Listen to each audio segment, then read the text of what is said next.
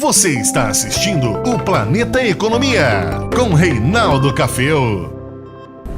E eu estou aqui preocupado com o futuro, guardando meu dinheirinho, e me falaram da Previdência. Mas aí eu tenho conversado com muita gente, e o próprio Touro, que veio lá de Wall Street e não entende muito como funciona a Previdência Social no Brasil, e ele está me perguntando, e aí, quando que começa a contar essa história para a minha aposentadoria?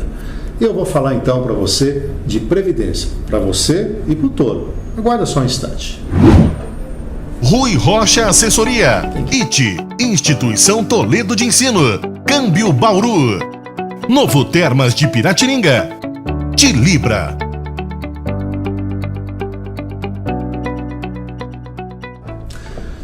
Então, eu não sei se eu coloco dinheiro na poupança, eu encontro muita gente fala, esse negócio de aplicar em Previdência é um negócio louco, né? O que vai ser lá na frente? O que eu tenho observado, na verdade, na prática, é que pouca gente se preocupa com esse futuro, né? Quem não olha o que vai ser lá na frente, sem dúvida alguma, não toma decisões aqui. Claro que eu sei também, não adianta você falar, o próprio Touro já me disse isso, o brasileiro não tem muita renda. E como ele não tem muita renda, falar em guardar dinheiro, mas é uma questão de disciplina. Mas para você entender um pouquinho mais do que está por trás da Previdência, principalmente a chamada Previdência Social, eu tenho aqui um grande amigo. Dr. Tipó Laurindo, eu conheço ele da época que eu chamava só de Tipó, lá na faculdade, agora doutor, milita também na política porque tem um papel importante. 7 mandatos, Tipó, é isso? Como vereador? 7 mandatos em Lençóis Paulista. Olha só. E o Tipó tem sido também uma referência circulando aí em várias frentes em relação à Previdência Social, à reforma que estava no Congresso e acabou sendo abortada, senão nós temos posições divergentes. Eu entendo que a reforma tem que vir, ele já defende que não é necessário, nem vou entrar nesse embate hoje, mas rapidamente, só para depois a gente entrar na Previdência Social mesmo como dica aí para o nosso, aqueles que acompanham o nosso programa, como é que está essa situação da reforma? Ficou dormente no Congresso? Você acha que volta a baila aí esse ano? Esse ano não mais, né, Tipó?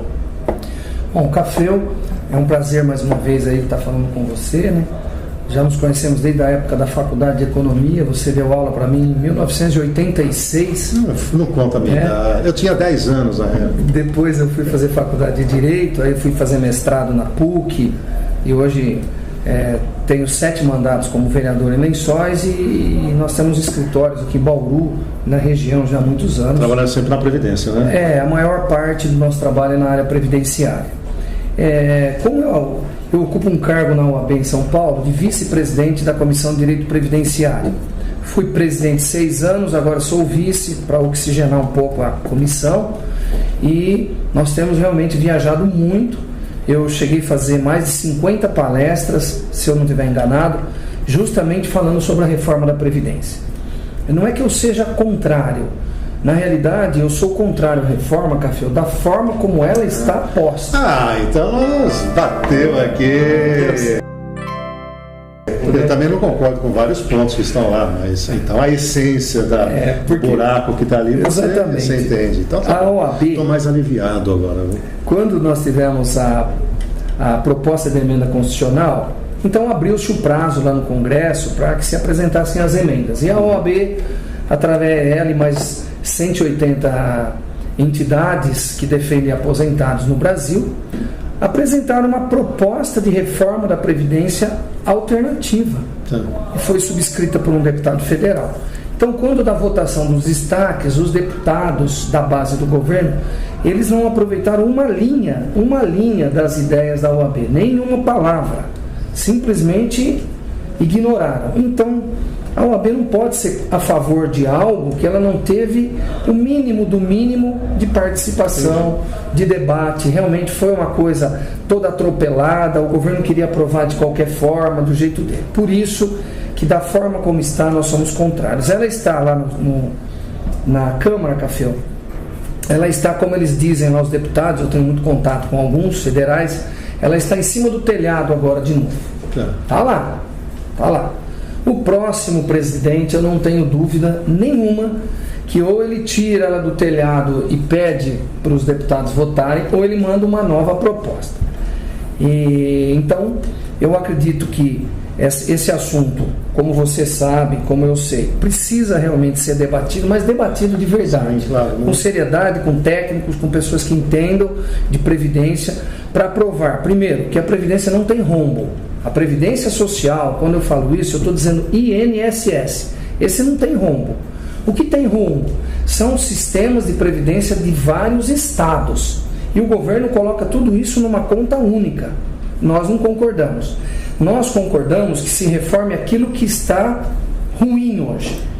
Por exemplo, o Rio Grande do Sul hoje gasta 2,5 vezes com previdência dos seus servidores aposentados e pensionistas, 2,5 vezes o que gasta com educação. Está errado. Está falido. Precisa reformar um sistema desse do Estado. Agora, além dessa questão também, eu entendi, né, você está dizendo, na verdade, você tem ali um resultado, mas ele também tem a individualidade. Os fundos privados que foram criados ligados às estatais também não vão bem, né? Porque nós tivemos até denúncias aí de desvios de recursos, né? Ponte que sai do Brasil, vai para fora, vem para cá dolarizado, quer dizer, além disso tudo, o próprio fundo de capitalização ligado às estatais não foram bem, né? Então, mas você está certíssimo. Mas por que não foi bem? Não foi bem porque foi mal administrado. Claro, sem dúvida. Eu posso dar um exemplo aqui, Café? Fica à vontade. Lá em Lençóis Paulista, em 1999, o prefeito da época mandou um projeto para a Câmara e criou o regime próprio de previdência. Então, Lençóis, os servidores, quase todos, acho que restaram cerca de 50 que ainda são CLTistas. Mas os cerca de 2.300 servidores são estatutários. Se aposentam no IPREM, Instituto de Previdência Municipal. Café, o IPREM de Lençóis tem hoje mais de 300 milhões de reais aplicado no mercado financeiro.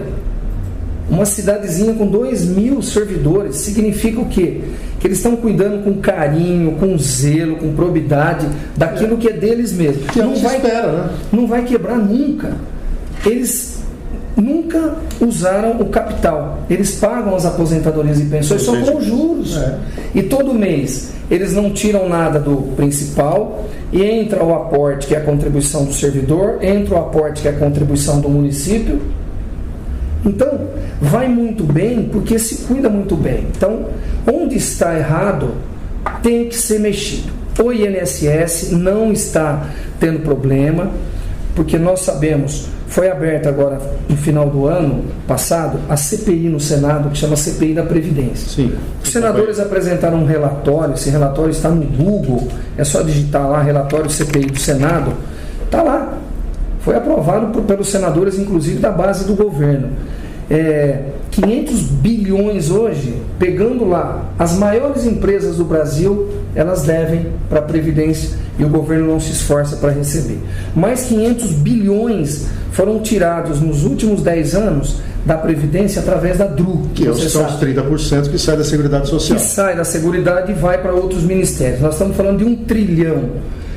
E eles não colocaram na conta as médias e pequenas empresas. Então, é assim, se o governo levar a sério, se o governo fizer o que tem que ser, a Previdência vai bem, obrigado. Os outros regimes de Previdência, muitos deles ainda existem pessoas, muitos que recebem 30, 40, 50 mil reais de aposentadoria, pessoas que estão aí recebendo por liminar, por direito adquirido, com ações na justiça. Vai longe, né? Vai longe. Isso vai longe, vai longe. Certo. Então, eu acho que tem que mexer onde está com problema. A Previdência cuida muito bem, só para encerrar, Café, a parte da reforma.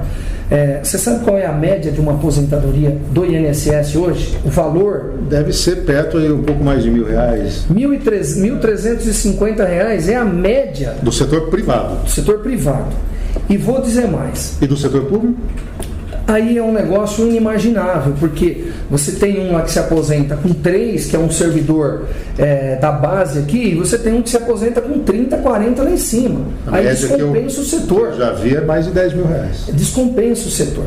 E olha, dos aposentados do INSS, 85% ganham um salário mínimo. 85% ganha um salário mínimo. Não é aí o problema. O problema não está aí. Essa questão da Previdência, acho que concordo com o Tipó, volta, baila, porque, de qualquer maneira... Vai voltar. Não está recebendo o que está no passado, está faltando dinheiro e alguma coisa deve ser feita. Eu recebo muitas perguntas e eles ficam ansiosos. Eu tenho muita moçada, eu dou aula hoje, no primeiro ano de Direito lá, eu fiz um levantamento esses dias, eu tenho 110 alunos na sala. Levanta o braço aí quem trabalha, no curso noturno, não é igual na nossa época lá que a gente estudava. 4 trabalham. Ou seja, você tem lá mais de 100 jovens em que uma parte da classe média está conseguindo ainda manter esses alunos. Ou também alguns estão lá com os financiamentos estudantis e tudo mais. Aí eu começo a me preocupar. Né? Ele está lá, porque eu comecei a trabalhar com registro em carteira com 14 anos de idade. Então, o primeiro registro meu 14. Comecei a trabalhar com dor no 14, primeiro registro. E eu tenho uma filha que faz medicina, está no último ano, a outra faz nutrição, e elas vão entrar no mercado de trabalho com 23, 24, 25, 26, 27 anos. Eu fico me perguntando, lá na frente, na hora que eu estiver lá com 60, 65, 70 anos, o que vai acontecer, né? Como é que você vê a questão da própria Previdência Social como o gancho? O que você recomenda? É para entrar logo quando é jovem, para ir contando esse tempo, para não chegar lá na frente com essa loucura? E nessa loucura de dizer que não, de que soma a idade, a contribuição tem que estar 90, 95, eu tenho que ter 65 anos, porque a tendência é esticando isso. Qual é a tua opinião e o que você falaria para esse jovem que vai retardar a entrada no mercado de trabalho em relação à Previdência Social? Bom, Café, esse é o grande problema da Previdência Social no Brasil. Ela não gera uma segurança jurídica para as pessoas que querem começar a contribuir. Então, imagine o seguinte, eles estão querendo mexer lá em Brasília, não é? A gente falou aqui, em um outro momento nós vamos discutir mais detalhes. Mas imagine, hoje, uma mulher que começou a contribuir com 14 anos, com 16 anos, lá atrás, então ela olhou para o sistema disse para ela, pague 30 anos e se aposente. Ela acreditou nisso. Ela acreditou. Começou com 16 anos. Quando ela chegar aos 46, ela vai ter 30 anos contribuído, ela pode se aposentar. Claro, vai aplicar o fator previdenciário, o benefício dela vai lá embaixo, talvez naquela média que eu falei, mas ela fala, eu quero me aposentar mesmo com 1.000 e poucos reais. Esse dinheiro eu vou usar para estudar meu filho, para melhorar minha vida, é um direito dela. Aí o que acontece? A Previdência vem agora e fala, eu vou reformar. Aí ela tem que ter uma idade de 53 anos para entrar na regra de transição, a regra é essa que dificilmente ela vai alcançar e ela vai ser jogada para 60, 62 anos. Então o que acontece? É difícil. Hoje, as palestras que eu faço pelo estado de São Paulo, algumas fora do estado, as pessoas têm muito medo de começar a contribuir cedo, porque as regras, elas vão mudando. Mas não é pior. Não é pior. Porque se eu não começo, tudo bem. Porque até uma discussão legal se isso representa direito adquirido. Não é direito adquirido, por opinião de alguns, porque não concretizou. E é outra coisa, tipo, as pessoas vão envelhecendo. Vamos pegar esse exemplo que você deu, com 46 anos, uma pessoa se aposenta, por menor que seja o rendimento dela, num passado ela ia receber essa contribuição por 5, 6 anos, agora, com a expectativa de vida, ela vai receber quase 30 anos esse benefício. Mas a questão é essa, tudo bem que as regras podem mudar, mas eu não entro. Então, é isso que eu estou dizendo. O que eu quero te falar... Seja direto! A minha opinião é diferente da opinião da maioria.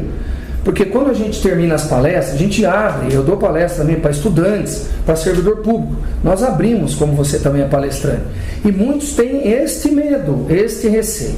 A minha opinião pessoal, como especialista da área, eu acho que tem que começar imediatamente ao completar 16 anos. Se a família tem condições, ou se a pessoa já começa um trabalho, mesmo que sem registro, comece a recolher. Abre uma inscrição como facultativa. Aí que eu quero chegar. Então vamos lá. Objetivamente, você, como especialista, recomenda quanto mais cedo, 16 anos seria um corte, sim, pode ser 20. Legal. Eu só estou estudando.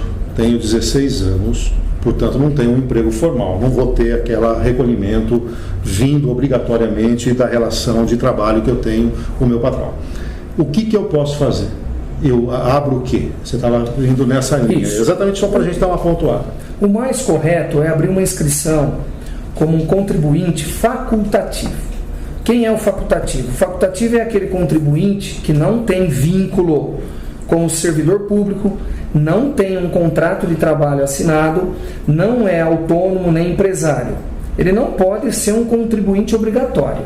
Então ele pode ser e contribuir como facultativo. Quem são os segurados facultativos? Normalmente a dona de casa, o estudante e aquele que está desempregado. Quer dizer, é um sujeito que não tem uma formalidade. Exatamente, é isso. Agora, é importante eu falar aqui porque tem gente que é servidor público, mas também quer contribuir para o INSS. Pode. Pode. Para ter uma segunda aposentadoria. Então ele vai ter duas frentes abertas. Pode. Mas esse que é servidor público, ele radicalmente está proibido de contribuir como facultativo. Aí ele teria que ter uma outra categoria. Então vamos numa outra categoria. Eu já entendi. Então, para o jovem é o facultativo. O que ele faz? Compra um carnezinho do GPS que tem nas tipografias. O que ele tem que fazer depois? Mas aí é importante que esse jovem, mesmo que ele está começando agora, ele vá sozinho, vai com o pai, Cafeu, e procure um advogado da confiança dele, porque é muito importante. Tem 3 formas de você contribuir como facultativo. Tem a contribuição de 5%, de 11% e de 20%. Cada uma serve para uma coisa. Por exemplo, eu quero pagar 5%. Eu só posso contribuir se eu conseguir me inscrever lá na assistência social da sua cidade, num dos programas do governo federal, do Baixa Renda. Tá. Aí 5%... 5% do quê? Do salário mínimo. Salário mínimo, essa é a referência. Aí R$50 mais ou menos, e vai ter direito ao auxílio-doença, aposentadoria por invalidez, aposentadoria por idade. Perfeito. Então esse 5% só se tiver inscrito nos programas sociais. Segunda opção. 11%. Aí não tem limitação de renda, de aferição. Qualquer um pode. Fora esses aqui, qualquer um pode. Qualquer um pode. Só que vamos lembrar, 11% a pessoa não pode aposentar lá na frente por tempo de contribuição. Se você começar a recolher facultativo de 11%... Você só tem os outros benefícios, que é a invalidez, menos o contratempo. Menos aposentadoria por tempo de contribuição. Perfeito. E os 20% aí daria. Sim. Aí o que acontece? Os 20% seria para aquela pessoa que ele está agora começando a vida, mas que ele já está projetando que daqui a alguns anos ele vai estar numa contribuição mais alta, que ele vai querer se aposentar com um valor mais alto lá na frente. Então ele já pode começar a contribuir 20% do salário mínimo, que é 954, até o teto da Previdência, que é 5.600. Nesse limite mínimo e máximo, ele pode contribuir o valor que ele quiser. Perfeito. Mas para começar, ele gastaria em torno de uns R$200, um pouco menos de R$200 aí, né? R$180 mais ou menos. Que é um valor considerável, para ponderar se vale a pena já iniciar, né? Por que é importante, Café? Primeiro, começa a contar tempo. Ele já começa a contar tempo. Ele começa com 16 anos. Se as regras não mudarem tanto, radicalmente, ele 50 vai estar lá. Vamos falar um pouco mais, porque hoje está ficando mais difícil. 60 anos. Isso. Mas também ele está protegido, Café, se ele ficar doente, incapacitado. E se ele está aí andando de moto, de repente, sofre um acidente? Ou sofre um acidente de outra forma, jogando futebol, ou sei lá onde. Então ele tem outras garantias. Mas o de 11% teria isso também. Também teria isso, de um salário mínimo. Só que o de 11%, o próprio valor já fala. 11% do mínimo, ele já optou em ter qualquer benefício sobre um salário mínimo. Perfeito. E o 20% vai ser de acordo com a média do que ele contribuir. Que ele pode aumentar ou diminuir ao longo do tempo. Tudo bem, você falou até do servidor, me deu um gancho aí. Eu não quero ser facultativo ou não posso. Qual é a alternativa? É um microempreendedor individual, abrir uma empresa? Como é que esse servidor impedido ou quem não quer partir para o facultativo poderia começar a contar tempo e ter essa segurança? Pois bem, poderia ser o microempreendedor e também tem essa questão do valor. Se ele quiser contribuir, hoje a lei diz 60 anos de idade para a mulher, 65 para o homem, por idade. 15 anos contribuído. Na realidade não é 15, são 180 contribuições, que às vezes 180 contribuições é uma brincadeira que você me ensinou lá na economia, pode ser que não dê os 15 anos, então às vezes dá 14 anos, 8 meses, né? E deu 180 contribuições. Perfeito. Então hoje a lei fala 60 anos mulher, 65 homem, 15 contribuído. Se a pessoa falar, olha, eu quero me aposentar com salário mínimo, pode ser o MEI, porque o MEI ele contribui lá com 5%, tudo bem. De repente ele tem algum impedimento, às vezes pelo próprio estatuto. O servidor público não pode ter formal. O próprio estatuto do servidor público muitas vezes proíbe ele de ter uma empresa no nome dele. Então o que ele pode fazer? Ele vai até a prefeitura municipal e veja as habilidades que ele tem. De repente ele é um motorista nas horas de folga, ele é um professor nas horas de folga. Ele pode abrir uma inscrição, pagar a contribuição para a prefeitura, que é o ISS, e fazer o recolhimento como autônomo. E aí vai contar o tempo para ele. Conta o tempo, conta como carência, tem as garantias, só que aí o autônomo, Café, obrigatoriamente é 20% do salário mínimo. Não tem jeito aí. Não tem como ser menos. Tá. E o sujeito que é autônomo, ele emite o RPA, né, que é o Recibo de Pagamento Autônomo. A empresa que contrata recolhe 20% também, né? Sim. Sobre o serviço, não é isso? Sim. Que é a contrapartida empresarial para porque ele vai pagar a parte dele e o contratante também recolhe a parte patronal, é isso? É para ficar compensado como a parte do empregado. Que o empregado, vamos falar, paga 10, a empresa paga mais 20. Ou às vezes o empregado paga 11, a empresa paga 19, e mais os S's da vida lá, que muitas vezes a parte patronal vai para 25%. Bom, então em resumo nós temos aqui uma possibilidade de entrada aí. Só para a gente fechar o nosso bate-papo, na regra atual você tem a somatória de idade e contribuição para você chegar no 100% da média, e tem o tal do fator previdenciário, em que você paga, vamos dizer, um pedágio por antecipar. Essa situação prevalece. E eu pergunto para você diretamente, alguém que tem um horizonte de 3, 4, 5 anos pela frente, antecipa, não antecipa, é caso a caso? Então, aí é muito importante um profissional, um advogado especialista, no caso, que a pessoa confia, fazer, Café, esse estudo, né? Da mesma forma como às vezes um empresário faz uma consulta, liga, você fala que, olha, traz o caso para a gente colocar no papel. Às vezes compensa esperar, às vezes não compensa esperar. Às vezes a mudança que vai acontecer, essa mudança acaba com esse fator 95, 85, 95. Acaba. E aí você fica na mão. Que na realidade já não vai mais ser 85, 95. Já está o ano que vem mudando para 86, 96. Vai aumentando um ano. Cada 2 anos vai aumentando. Aumenta um ano. Então, é uma coisa assim, às vezes a pessoa não consegue atingir. Às vezes você faz o cálculo, o valor que ela vai perder não é tão grande para ela esperar 5 anos. Às vezes ela vai deixar de receber 5 anos, mas depende, tem que fazer o cálculo. O pré-requisito é ele ter o tempo de contribuição. A mulher 30 anos, o homem 35. A partir daí ele pode sentar para fazer um estudo se vale a pena já interromper e fazer entrar com o pedido da aposentadoria, ou se ele aguarda um tempo para aposentar com um percentual sem ter deságio em relação a essa média. Isso, essa é a lógica. Exatamente. Até porque também, Café, quando a gente fala, você falou no começo, do direito adquirido. O direito adquirido, ele está lá no artigo 5º, inciso 36 da Constituição Federal. Então ele diz, a lei não prejudicará o direito adquirido, o ato jurídico perfeito e a coisa julgada. Então, direito adquirido significa, ele é um direito que tem que estar completado, 100% na sua plenitude.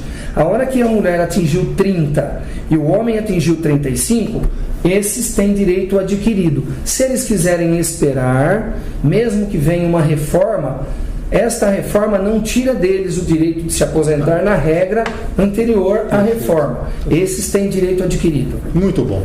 Tipo, quero agradecer a sua presença aqui no nosso canal, só enriqueceu. Eu espero você, jovem que está aí nos vendo, que aprenda as lições e, naturalmente, busque orientação. Eu acho que a gente acabou aí contribuindo. As suas despedidas aí dos nossos assinantes. Eu que agradeço, Cafeu, esse convite seu, essa honra de poder estar aqui e poder falar para o seu público, um público tão seleto, né? E me colocando sempre à disposição. Eu tenho essa missão na minha vida, levar informação, prestação de serviço, com as minhas palestras, participação que eu tenho na TV Prevê, eventualmente na Globo, tive uma participação recente, na Rádio Auriverde, às vezes onde eu sou chamado. E para mim é uma honra, Café, estar aqui com você e com o seu público tão seleto aí, que você se comunica com eles. Muito bem. O Tipó vai voltar outras vezes, nós temos aí muitas coisas para conversar e, naturalmente, trazendo sempre conteúdo. Assine o nosso canal, ligue lá o sininho para receber nossas notificações. Grande Tipó, muito obrigado. Obrigado, Café.